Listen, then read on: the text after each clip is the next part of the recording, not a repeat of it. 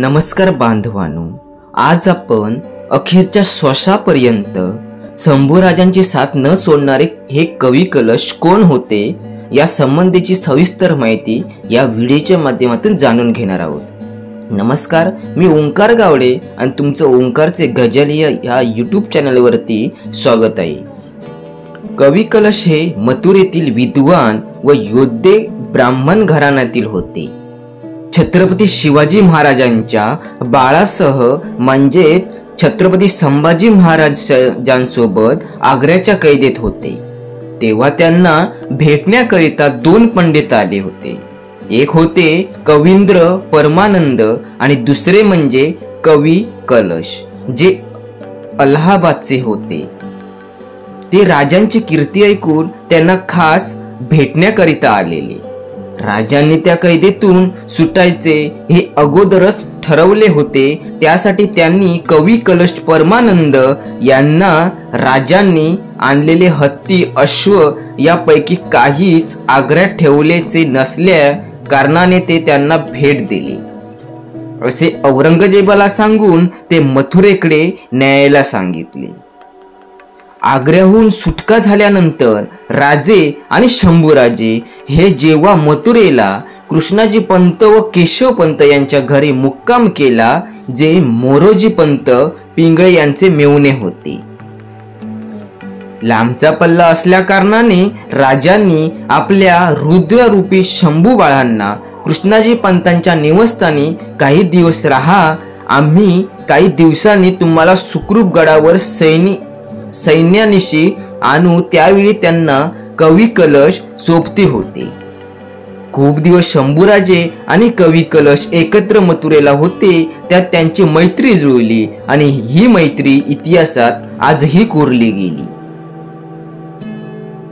दोघेही औरंगजेबाच्या कैदेत असताना एवढे भयंकर हाल सोसून देखील दोघांनी मृत्यूला कवटाळले पसंत केले, पण त्या औरंगजेबासमोर गुडघे टेकले नाही। उत्तरेत औरंगजेब बादशाह बनल्यापासून रयतेवरील जुलूम वाढला होता। त्याने इतर धर्माचा छळ सुरू केला, धार्मिक स्थळांची विटंबना केली। त्याच्या अन्यायाला कंटाळून अनेक विद्वान लोक दक्षिणेत येऊ लागले। त्यांना एकच आधार दिसत होता, तो म्हणजे छत्रपती शिवरायांनी स्थापन केलेले हिंदवी स्वराज्य।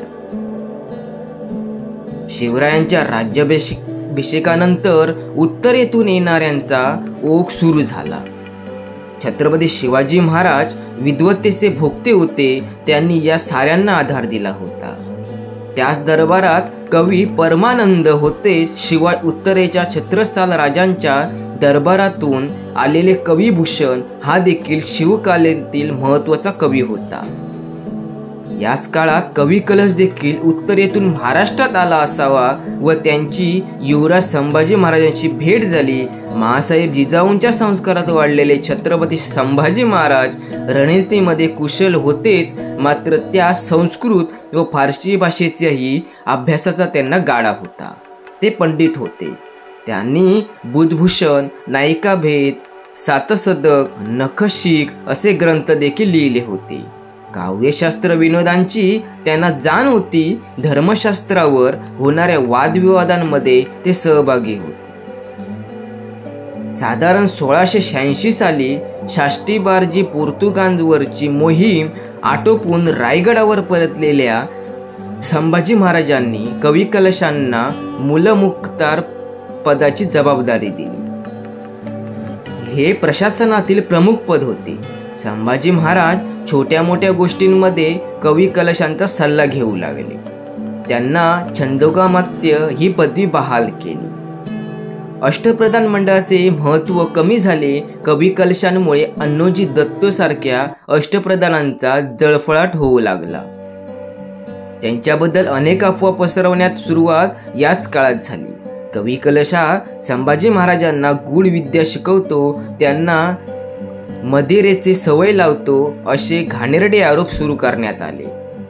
याला वैतागून कवी कलश यांनी महाराष्ट्र सोडून उत्तरेत परत जाण्याची तयारी केली, परंतु छत्रपती संभाजी महाराजांनी तुमचा एवढा भरवसा आम्ही दुसऱ्या कोणालाही ठेवू शकत नाही असे ठणकावून सांगत आग्रह केला व यामुळेच कवी कलश थांबले.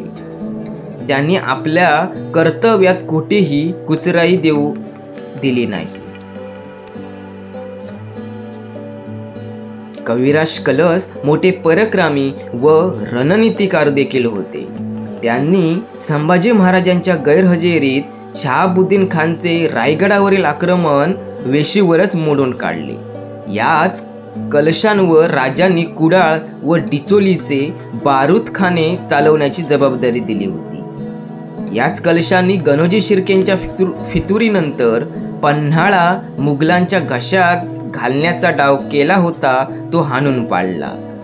संभाजी महाराजांचा कवी कलशांवर इतका विश्वास होता की तो शेवटपर्यंत सावलीप्रमाणे त्यांच्या सोबत राहिला. जेव्हा स्वराज्याचा खात्मा करण्यासाठी मुघल बादशाह औरंगजेब स्वतः दक्षिणेत उतरला तेव्हा त्यांचा सामना कसा करायचा याची योजना बनवण्यासाठी संगमेश्वर येथे संभाजी महाराजांनी निवडक लोकांची बैठक घेतली. त्यात कविराज कलशही हजर होते.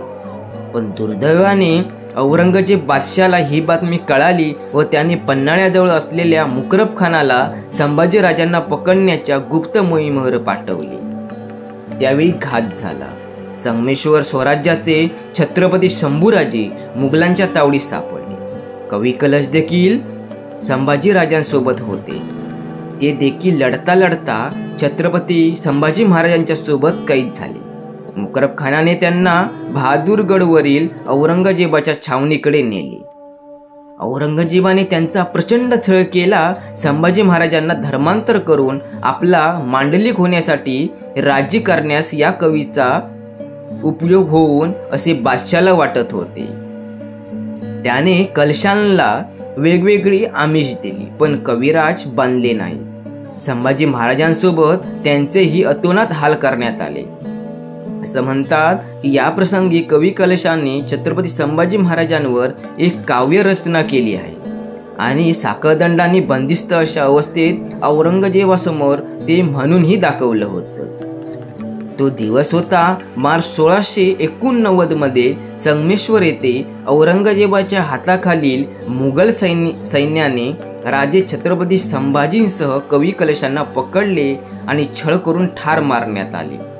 त्यांना विदेशक म्हणून परेड करण्यात आले आणि काही खात्यानुसार संत मृत्यूसाठी वाघाची नखे पंजे वापरून त्यांना ठार मारले गेले.